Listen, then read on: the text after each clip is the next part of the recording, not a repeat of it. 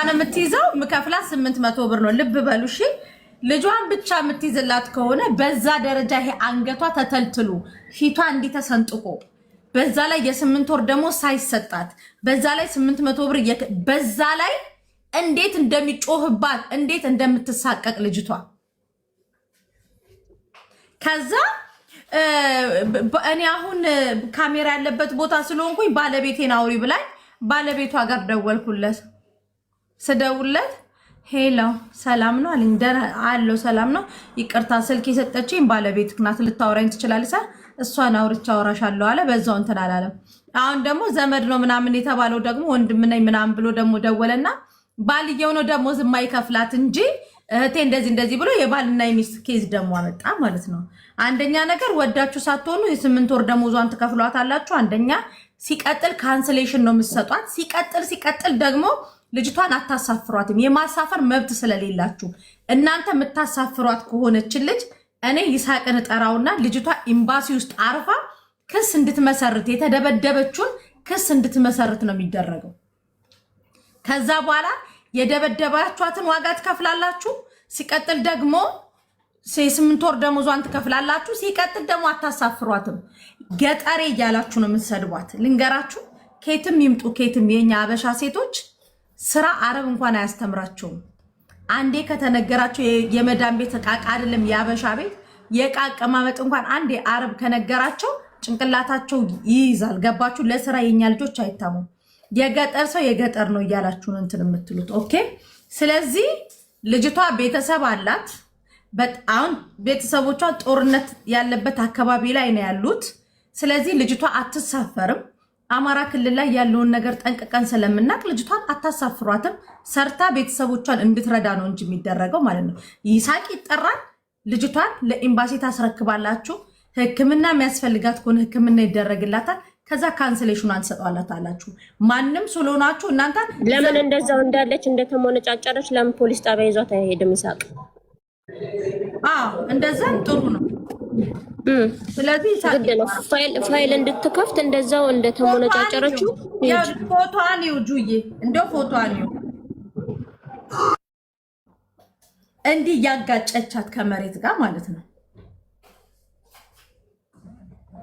በነገራችን ላይ አንዳንዴ ይውላችሁ እኔ አሁን ለምሳሌ እንደዚህ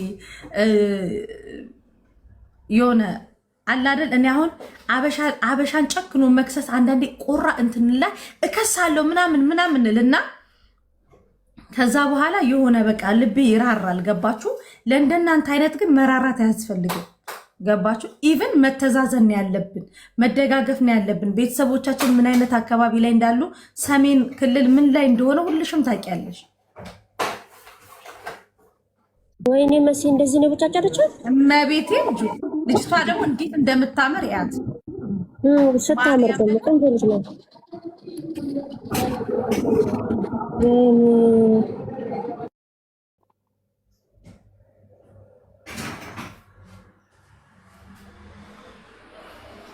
እዩት፣ በጣም ብዙ ፎቶ ነው ያላት። ጉልበቷን ራሱ ምን እንዳደረገቻት አይተሻል።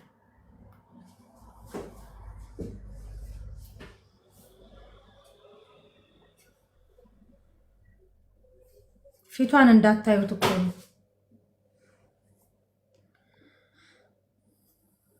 ስለዚህ ልጅቷን ካንሰሌሽን ነው የምትሰጧት። ህይወትሽ ይበላሻል። ይሄ ብሎክ በነገራችን ላይ ማስፈራሪያ አይደለም።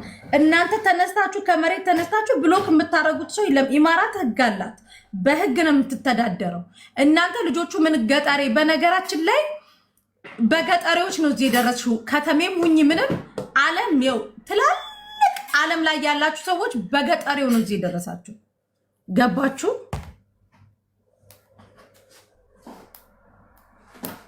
ልጅቷን ያስረክቡን፣ ለኤምባሲ ያስረክቡ። ካንስሌሽኗን ስጧት። የ8 ወር ደሞዟን ስጧት።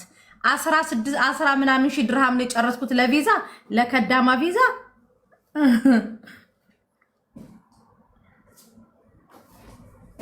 ይሳቅል ልጥራውቋል 100 ሺህም ትጨርስ።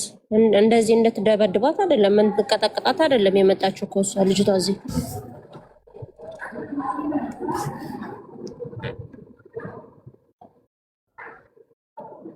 የት ነው ሰፈራቸው? እሱ ናንዴ ለምን በቃ እሺ የሆነች ልንገርክ እንደዚሁ ኦኬ ላውድ አድርጌ ልንገርክ ያውልክ ይሱ አንዲት ልጅ አለች ልጅቷ የመጣችው ከኢትዮጵያ ነው ከዛ ከኢትዮጵያ መጧት ዘመድ ናቸው እነሱ ቤት እዚቻው ቀጥራ ያመጣቻት ሴትዮ ቤት ነው ልጅቷ የመጣ እነሱ ቤት ነው ስታገለግላቸው ኢትዮጵያ ይኖረችው ከዛ ደግሞ እዚህ ደግሞ ይዘዋት መጡና እዚህ ስራ እያሰሯት ነው አንደኛ ልጅቷ ተደብድባ አንገቷ ሁሉ ሙንጭርጭር ብላ ደም በደም ሆናለች አንደኛ ሁለተኛ ነገር የ8 ወር ደሞዝ አልከፈሏትም የሚያሰሯት ደግሞ በ800 የኢማራት ብር ነው ሲቀጥል ደግሞ አሁን በዛ ደረጃ ደብድቧት ልጅቷ የክፍለ ሀገር ልጅ ብቻ ስለሆነች ምንም አታቅም ብለው ልጅቷን ትኬት ቆርጠን እንሸኛታለን እያሉ ነው እች ልጅ መሸኘት የለባትም ማርያምን ነው መልክ ይሳቅ ልጅቷን ለኤምባሲ አስረክበው ልጅቷን ለኤምባሲ አስረክበው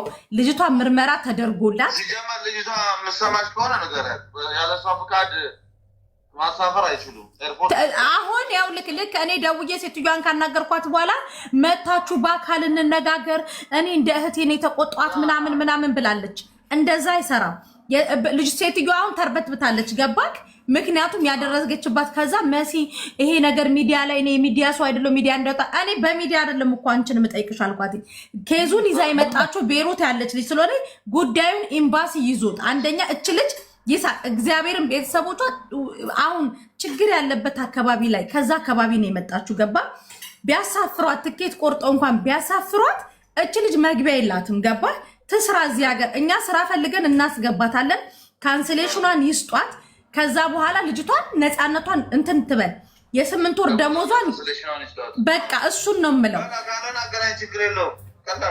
በቃ ቁጥሯን ልላክልክ የሴትዮዋን የባልየው ደግሞ እንደ ጦር ማስቲካ ተለጥጦ ነው የሚያወራው ከዛ አሁን ባልና ሚስት ጠብ ናቸው አበሻ ናቸው ሁለቱ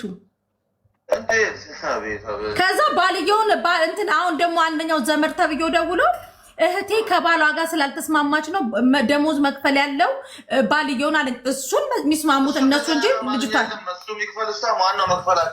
ቴንክ ዩ እችን ነገር ይሳቅ ልጅቷ ትምጣ ካንስሌሽኗን ስጣት አንገቷ መታከም አለበት ቅጥቅጥ አድርጋታለች አሁን ቁጥሯን እልክልሃለሁ የባልየውንም እልክልሃለሁ የሚስትየውንም እልክልሃለሁ ይሄን ጉዳይ ኤምባሲ በደንብ አጠንክሮ ይዞ ካንስሌሽኗን ይስጧት ልጅቷ መሳፈር የለባትም ትስራ እንደማንኛውም ሽንት ቤት አጥባ ህይወቷ ይለወጥ ለሽ ህይወቷን አጨለሙ የሚልኳት እነሱ ማነው ለሐኪማን ነው እንትን ያደርጋቸው ሲጀመር በቃ ልጅቷን ያስረክቡ መላክም አይችሉም ችግር የለም በቃ ኬሱን እኔ እከፍታለሁ ኬዙ ስልካቸው ላኪልኝ እሺ ታጣቁ ካሳፈራት ያመጣታል መልሶ በቃ ቴንክ ዩ እሺ ሱይ የኔ ጌታ እሺ ለጌታም ጌታ አለው ለጌታም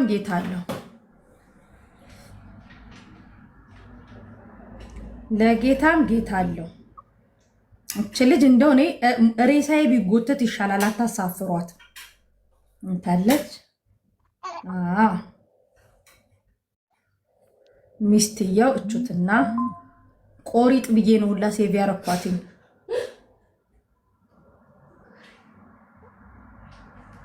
ቆሪጥ ብዬ ነው ሴቭ ያረኳትኝ